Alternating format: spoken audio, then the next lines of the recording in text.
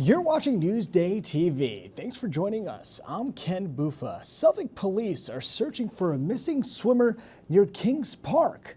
Now, the search began Monday night when a 911 call reported seeing a man struggling in the Nessequag River. Dive teams in the Marine Bureau and K-9 units have been called in to look for the man. And police have identified the 3 people killed in a car crash in Bethpage over the weekend. Gino Vicali, Nicholas Rivera, and Vincent Cavalier, all 20 years old, were killed. Officials say the SUV hit a tree and then caught fire. A memorial has been set up at the scene, and the cause of the crash is still being investigated. And the former CEO of Abercrombie and Fitch will be medically assessed to determine if he can stand trial. Michael Jeffries was recently found to be mentally incompetent. He's charged with sex trafficking and prostitution. Prosecutors say some of the crimes happened in the Hamptons. Now the 80-year-old will be evaluated at the Federal Medical Center in North Carolina for 4 months to determine if he'll be able to stand trial. And Governor Kathy Hochul says she's fighting to get the Trump administration to change its mind about the Empire Wind project. This is not a project that was thought of lightly. It's been in the works for 10 years. And for them to challenge it and say that it's, it was jammed in the final months of the Biden administration is just false. It was already under construction then. A recent order from the Trump administration calls for work to stop on the $7 billion project off Long Beach. New York is among nearly 20 states suing to overturn the administration's order to halt wind projects. And about a dozen developers are competing for the contract to expand MacArthur Airport. Now, the town of Islip is looking to connect the airport to the Ronkonkoma LIRR station. It's also looking to create an upgraded terminal for more flights. All right, let's take a quick look at tomorrow's weather, shall we? It was pretty much a washout today, and look at that. Tomorrow, we're getting more rain. We'll have your 7-day forecast later in the broadcast.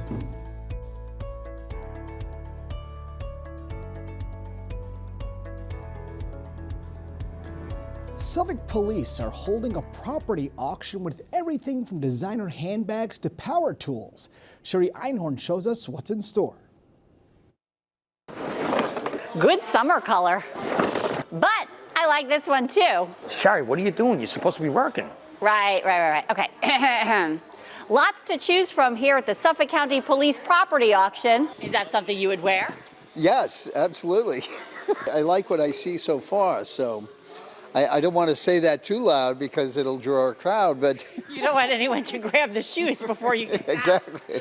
Yeah, right. Shoes, belts, bikes, power tools, TVs, electrical wiring. What are you looking for? What piques your interest? Nothing special. Could be anything. Just a good deal? Yeah, good deal. Okay. What they're giving away. They're not giving it away. You got to pay for it. I mean, it's an auction, so yeah, you got to pay for it. Everything will go at the auction. It may go for $5, it may go for $500, but everything will go. Everybody loves a good deal. And yeah, everybody sure loves a good deal, and you can get a good deal here for sure. There's lots of little goodies you could buy. Suffolk police say some of these goodies are from investigations and some of it was lost property where the owner couldn't be found. All of it up for grabs on Wednesday in Yaphank. Most of things like bicycles, machines, bags, watches, too many things. The pocketbooks are getting a lot of attention. Yeah. Do you think you might bid for them tomorrow? Yep. Did someone say watches? Okay, that's pretty. There's pretty, then there's practical. A Singer is a good brand, so I'll see what I could get it for. And the Milwaukee tools are excellent brands, so I'll see how much I could get it for, if I could get it. That's the question, if, That's the big question. That's the big question. In Yaphank, I'm Sherry Einhorn for Newsday TV. Now, the auction begins Wednesday morning at 9 a.m. It's at 30 Yaphank Avenue in Yaphank. And an early sign of summer, great white sharks showing up along our shores. Check this out. This video was shot by Joanna Steidel. Experts says it appears to be a large great white shark swimming off the bluffs in Montauk yesterday. Really neat about this drone footage is this appears to be a very big female. It could be a male that had a massive meal, but this appears to be a very big female. Why is it here? Well, we actually think that these sharks aren't just using the waters around Montauk as a nursery ground, but also a place to have their pups. So could this female be here giving birth? There's a very strong possibility. That's Montauk-based Greg O'Connell from the OC's Conservation Foundation. He says having sharks in our waters is a good thing. Beach season's coming. It's the best time of year here in Long Island. Definitely my advice is don't be terrified to go in the water. There's sharks in the water and they've been there. You just haven't seen them. Just follow those rules. You'll be safe. And if you see a shark, that's a good thing. That means that we are doing the right things to help protect our environment. Now for more on sharks, go to Newsday.com, click Get More below the Newsday TV video box.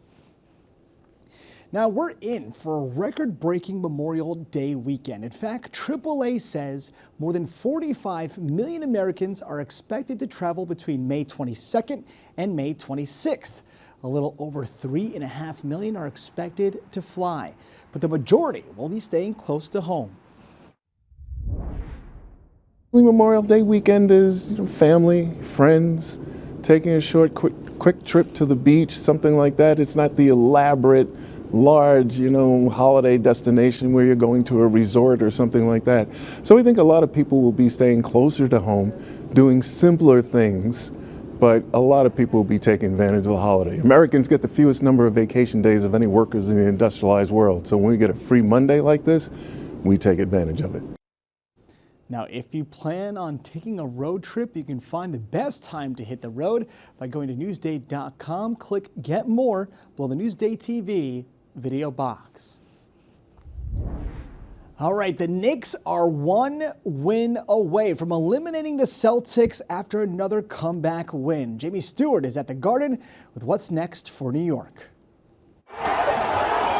The New York Knicks are one win away from their first Eastern Conference Finals in a quarter century. Some of these fans weren't even alive when that happened. A thrilling Game 4 Monday night win at Madison Square Garden. The Knicks once again overcoming a double-digit deficit to stun the Celtics. This time, the Knicks dominated Boston in the second half, outscoring the Seeds by 19 points and winning 121-113. Well, I thought they hit us early. And obviously, we got in a hole, but I love the way we fought back, showed a lot of toughness and more discipline in the second half, and then timely plays, everyone working together on both ends of the floor. It means a lot. It was a big game for us. Just the way that we responded is what I'm most proud of. Newsday Knicks beat writer Steve Popper joins me now, and Steve, I was surprised with the Knicks' second half. Were you? Well, we've seen it a lot now. Every game they're down double digits and they fight back, and it's crazy because the Celtics are a great team. To see what they do coming back from 20 in Game 1, back from 20 in Game 2, now 14 in the third quarter today, it's Jalen Brunson at some point picks it up, turns it on, and carries everyone with him. And it's just an astounding thing. To do it here at the Garden, the atmosphere was just insane. You could just feel it starting to surge as things went on. It's crazy because Boston dominated the Knicks last year. They dominated the Knicks this year.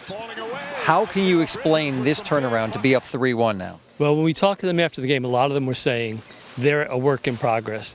New players, Bridges, Karl Anthony Towns, they've still been all year kind of finding their way. Guys were hurt during the year. They seem to be coming together right now. That's a perfect time. Yeah, very fortunate time. And look, to have the defending champs now on the ropes, 3 chances to knock them out, and I think their intent, you saw Jalen Brunson telling his teammates, nothing to celebrate today, get the job done, and that's what they're looking to do Wednesday night in Boston. What an upset that would be. The Knicks one win away from sending the defending champions home. That's the Boston Celtics. That game Wednesday in Beantown. For Steve Popper, I'm Jamie Stewart for Newsday TV.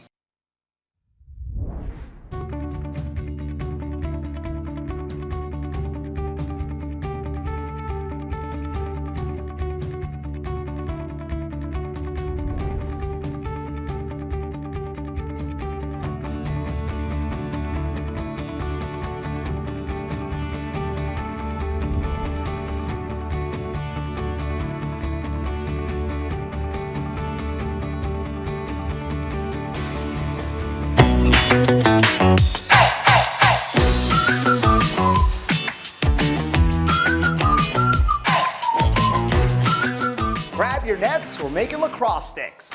At Lacrosse Unlimited in Edgewood, lax is king. We are like the Willy Wonka chocolate factory for lacrosse. So if you're into lacrosse, this is the spot you got to go. And helping fulfill the sports dreams of lacrosse players island and nationwide is none other than... My name's Rob Rimmer. I'm the Chief Brand Officer here at Lacrosse Unlimited. I've been here for 27 years. And I just love doing what I do every day because every day is different. For more than 3 decades, Rob and his crew have been pouring their hearts into making custom sticks that show the hearts and personalities of lacrosse players that use them. It's all about expressing yourself on the field. Even creating custom equipment for celebrities and presidents alike. Because here, they dip them, lace them, and test them all in store. All right, so before I shoot some balls, Rob, I'm going to need a stick. All right, well, what do you say we go in there and make you one? Awesome. Let's go. After custom making my American-themed lacrosse stick, rightfully named Ken Force One, I was ready to get schooled. All right, you're up. I'm not giving you any pointers either, so. Okay. Piece of cake. Oh, God. All right, yep. That's one miss. Your turn. After getting smoked in the shootout and laughing all the way, it's easy to understand why Rob says this game breeds community. Oh, let's go! When you know that you are walking down the street and you find somebody that's a lacrosse player, you automatically have this instant connection with them. And despite the many colors, decorations, and designs the sport can be played in, players old and new are intertwined together to play a game they love.